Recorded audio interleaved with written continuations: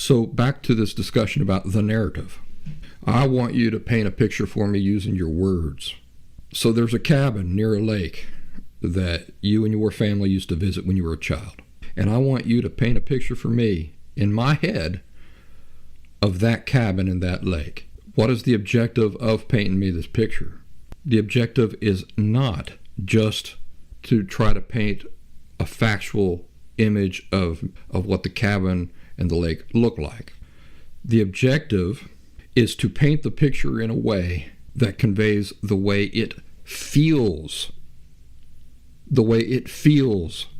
to be at that cabin.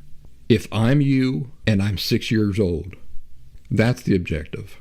What is the objective not?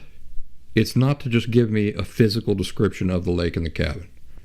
What would be required for you to give me an accurate and factual physical description of the lake and the cabin? Think about the terminology you would not use. Warm, right? Inviting, right? You wouldn't use the word inviting if you're simply trying to describe for me the physical realities of this cabin and the lake.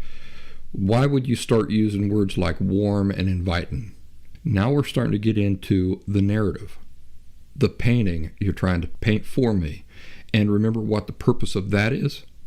You're trying to convey to me not just the way the thing looks, but how it feels to be there at that lake and cabin. So you start to get an idea of what purpose the narrative fulfills. The purpose of the narrative is to tell you how you're supposed to feel, how a thing feels. So now you're starting to understand the power of the narrative. The narrative includes all of the emotional elements in the story as well. So you can imagine a scene of that cabin and lake with a full, endearing orchestral soundtrack in the background. Soft, sweet music. Camera panning in slowly, showing a brilliant red summer sky, lightning bugs, the sound of crickets. That red sky, by the way, is reflecting off the lake. The trees are silhouetted and the water's just red and yellow. Slight ripples in it. Dragonflies landing up on the surface of the water and fluttering off. The silhouette of people around a fire. Their faint voices and laughter can be heard. What am I doing? I'm trying to describe to you how you're supposed to feel about my cabin and my lake that I'm telling you about. The narrative is emotion-based. It exists to say this thing is good, it's wholesome, it's pure, it's endearing, or the opposite of that. That's all narrative. It's people telling you how you're supposed to feel about things rather than them giving you a description of just the facts and letting you come to your own decisions about that sort of thing. Let's take the same scene we just described around the cabin and that lake, and let's change the music. The orchestral accompaniment is no longer soft and melodic. Nope, not anymore. Now it's deep and ominous. Think Jaws. Dun dun dun dun dun dun. The way you choose to describe the setting for us is with more focus on the dark woods this time. So rather than the beautiful sky and the beautiful lake and everything, now your description focuses more on the darkness of the woods, the stillness around the lake.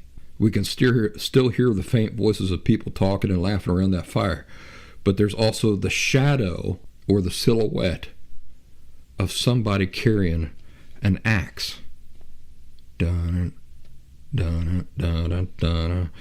This narrative is also emotion-based. They're both narratives, right? The first one was a narrative, and this one is also a narrative. I'm not saying one is correct and one is wrong. I'm saying they're both narrative. The purpose that they exist for is not for just description. The purpose they exist for is for narrative. How you're supposed to feel about this thing, not just how it looks. So in this case, the narrative exists to say this thing is bad, it's scary, it's horrifying, it's terrible.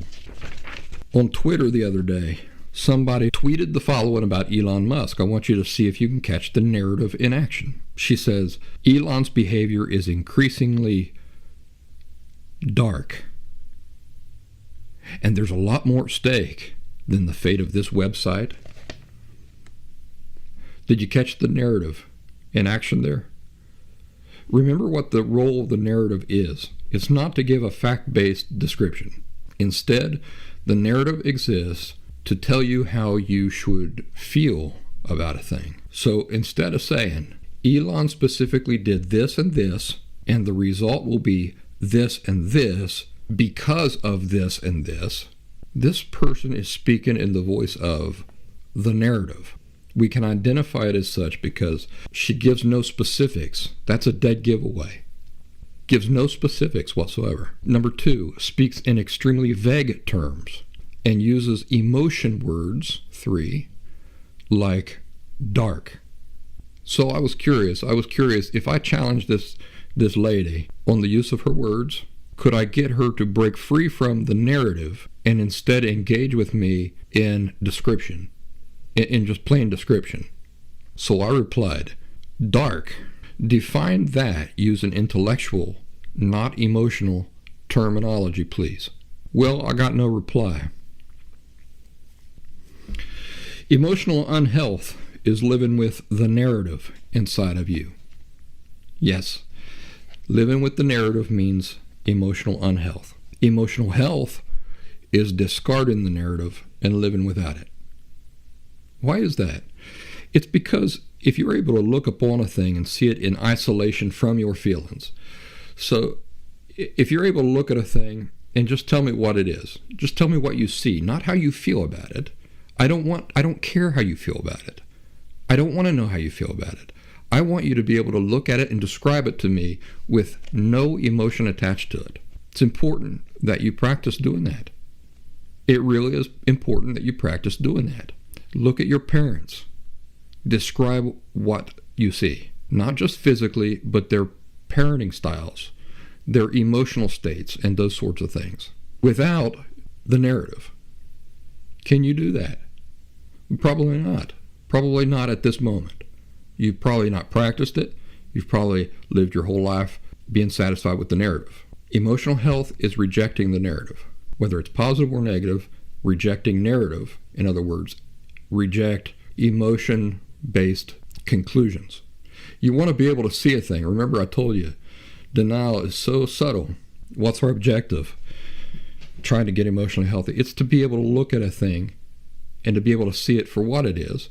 If you're able to see a thing for what it really is, there's no need for narrative. Describing a thing as it really is, absent your emotional biases, is not narrative. That's description. So that's just plain description. That's the exercise. Can you do that? Are you willing to do that? Are you willing to practice it and see how good you can get at it?